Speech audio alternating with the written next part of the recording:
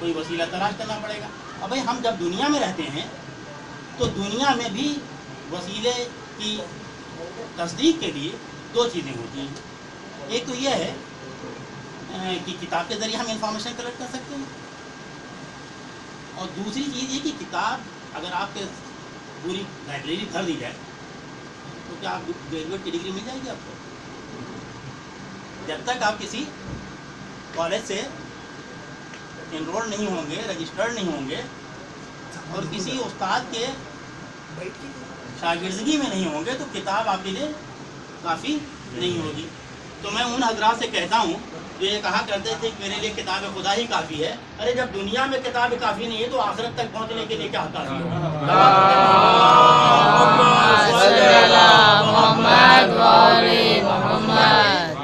एक छोटा सा प्लांट लगाना हो, एक पेड़, तो कितनी इंफॉर्मेशन कलेक्ट करना पड़ती है? ज़मीन कैसी है, बीज कैसा है, पानी कितना उसको चाहिए, बड़ा होने के बाद कौन कौन सी बीमारी है, उससे बचने के लिए क्या चाहिए, इतनी इंफॉर्मेशन किताब के ज़रिए तो कलेक्ट कर लिया। लेकिन क्या किताब के ज़रिए कलेक्ट करके अगर किताब के ज़रिए ही सारी हो जाती तो यूनिवर्सिटी बंद हो जाना चाहिए? नहीं, इसका मतलब आपको किताब के साथ साथ कोई मुअल्लिम की ज़रूरत है। तो अब ये मुझे कहने दीजिए कि किताब खुदा काफ़ी नहीं हो जाएगी, उसके साथ कोई मुअल्लिम भी होना चाहिए।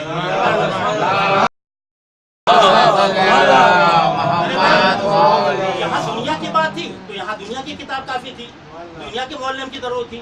अब जब बात आएगी वहाँ तक खुदा तक पहुँचने की तो खुदा की किताब होना चाहिए, खुदा के नूर होना चाहिए। पढ़ते मोहम्मद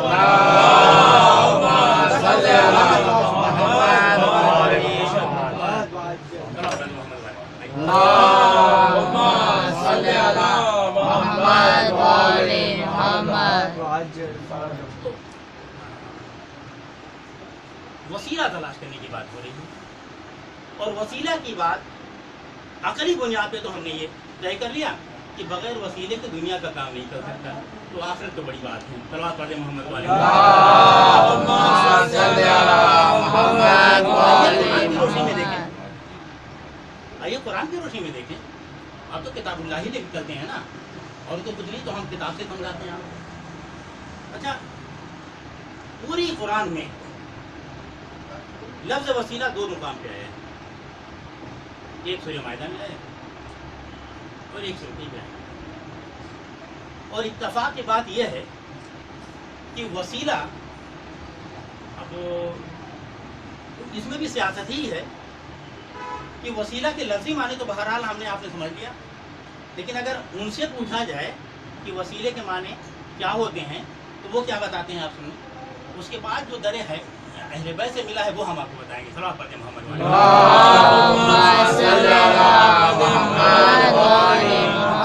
वसीले के माने ईमान। अच्छा, वसीले के माने ईमान, और जिस वसीले के माने अमल सालेह, तक़वा, दो माने हो गए।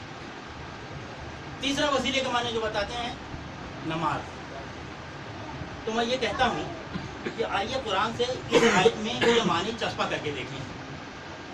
आयत यही है ना, या अय्युहल्लज़ीना आमनू, ऐ ईमान लाने वालों। तो अगर हमें यहाँ पे ईमान की जगह, आमनू की जगह वसीले के मानी रखूँ तो क्या माने निकलेंगे? ऐ वसीला वालों, ऐ ईमान लाने वालों। आप ये कहते हैं कि वसीले के माने ईमान के होते हैं, तो आइए हम यहाँ पे आमनू की जगह वसलू लगाते हैं। या अय्युहल्लज़ीना वसलू, ऐ ईमान लाने, ऐ वसीले वालों। तो क्या माने समझ में आते हैं? अगर वसीले के माने आमनू होता तो अल्लाह को आयत के पहले जुज में आमनू कह रहा है, दूसरे जुज में वत्तकू कह रहा है, तीसरे जुज में कह रहा वसीला तलाश करो, वत्तकू वसीला।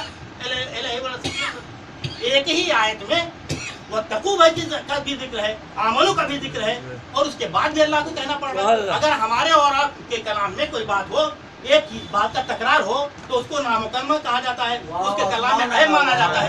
अल्लाह जो सारी किताबों का मालिक हो, सब कुछ जानता हो, वो ऐसा कि आमनू का भी जिक्र करे, उसके बाद फिर कहे कि वत्तकू, फिर उसके बाद कहे कि वसीला भी तलाश करो। अब बताएं वसीला के माने क्या आमनू होंगे? अब बताएं क्या वसीला के माने वत्तकू होंगे? अब बताएं क्या वसीला के माने नमाज होंगे? अच्छा, नमाज में आपके शाफई साहब ने कहा है कि अगर अहले बैत के ऊपर दुरूद न भेजा जाए तो नमाज ही काफी नहीं। अब नमाज के माने अगर वसीला के माने नमाज के कर दिए जाए तो फिर आप ये दुरूद में क्यों कहते हैं कि अगर अहले बैत को दुरूद न भेजा जाए? ये आप कहते हैं, आप ही कहते हैं। खुदा का लाख शुक्र है कि आप कहते हैं।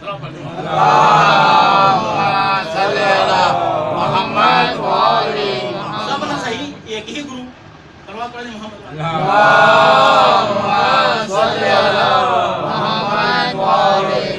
रही बात, आप इस सियासत के तहत चल रहे थे कि अगर हम आमनू कह देंगे तो बाल गोल गोल में रह जाएगी, तो तकू कह देंगे अल्लाह के तकवे तक बात रह जाएगी, वसीले तक लोगों के नजर नहीं पहुंचेगी। लेकिन जुस्तजू करने वाले, भाई हमारी गलती तो नहीं है, अल्लाह कह रहा है, कुरान में कह रहा है कि तदब्बुर से काम लो, सोचो तो। इस आयत पे अगर हम सोचें तो वसीले के माने ना तो आमनू होंगे, इस आयत में अगर हम सोचें तो वसीले के माने ना तो वत्तकू होंगे, इस आयत के जरिए अगर हम सोचें तो वसीले के माने ना तो नमाज होंगे। तो वसीले के माने हैं क्या? तो अब तो कहना पड़ेगा। आइए कुरान में देखते हैं। आप कुरान बहुत जानते हैं, कुरान ही पे अमल ही करते हैं, क्योंकि आपके असर अव्वल ने कहा था कि हमारे लिए कुरान काफी है। सल्लल्लाहु अलैहि मोहम्मद भाई वो ना सही जरासीम तो आज भी हैं। सल्लल्लाहु अलैहि मोहम्मद।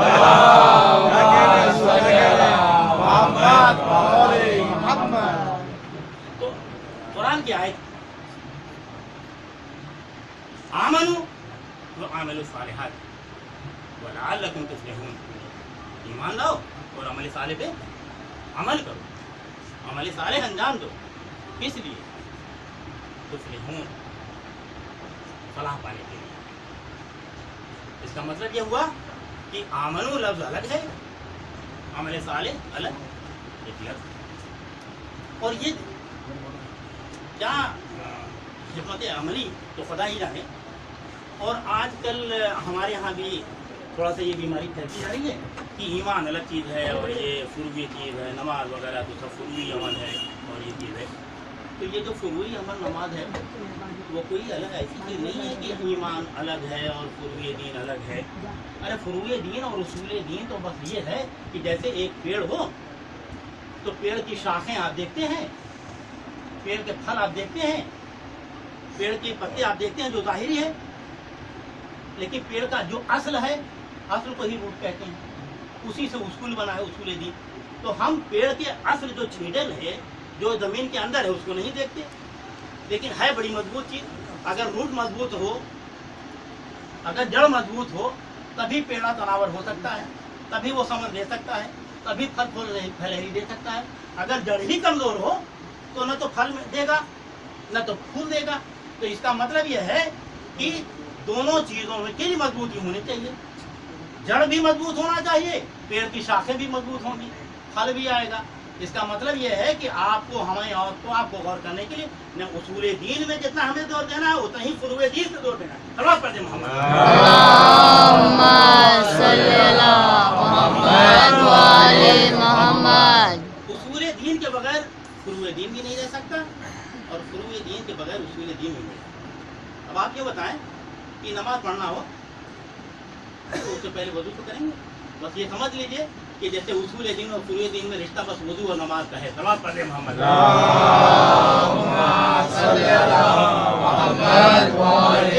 बगैर वजू के नमाज नहीं हो सकती, उसी तरह से बगैर आमनू के फुरूए दीन नहीं हो सकता और बगैर अमल साले के नमाज नहीं हो सकती, आमनी नहीं हो सकती। सल्लल्लाहु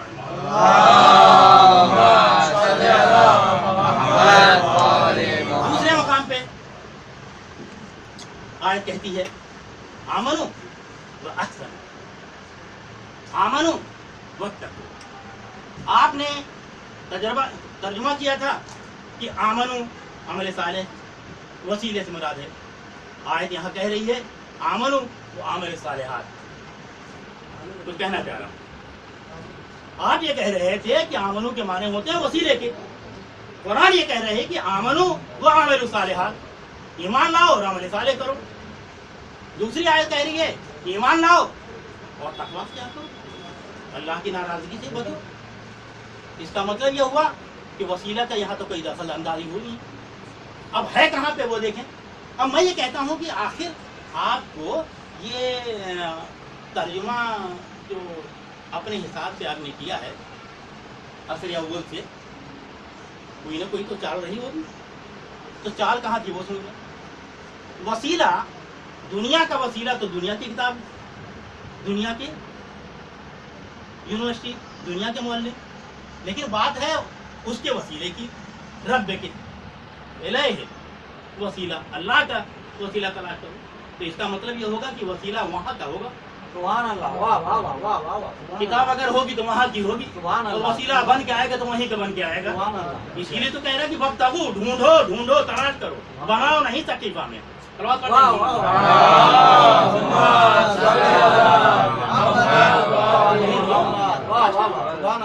वाह। अजीजा ने गिरामी, अब आपने जो ईमान और तकवा कहा है, उसकी जो चाल मैंने समझा वो तो यही है कि भाई आपका असर अव्वल से आज तक कोई मिल ही नहीं था वहाँ वाला। पढ़े मोहम्मद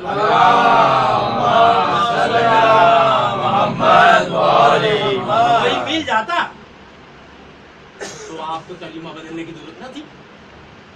हमारे यहाँ मिला हुआ, हम जानते हैं कि किताब वहाँ की रहेगी तो मौलिम भी वहीं का रहेगा, और वहाँ का मौलिम क्यों ना हो। गुफ्तगू जब उसकी हो रही है कि जो सारी दुनिया और आखिरत का मालिक है, जो फौरन कहे कुल और उसका रद्द-ए-अमल फयकुन में हो जाए, जो एक चश्मे ददन में 6 दिन के अंदर 7 जमीनें और 7 आसमान बना दे, 6 जमीनें 7 जमीनें और 7 आसमान बना दे, जिसकी तजल्ली यह हो कि सारी दुनिया और आखिरत की का अहाता किए हो, तो कोई ऐसा होना चाहिए वसीला जो ये कहता हुआ नजर आए कि सनूनी सनूनी क़ब्ल सदूनी, मैं इस दुनिया के रास्तों से ज्यादा आसमान के रास्ते जानता हूँ, पूछ लो मुझसे।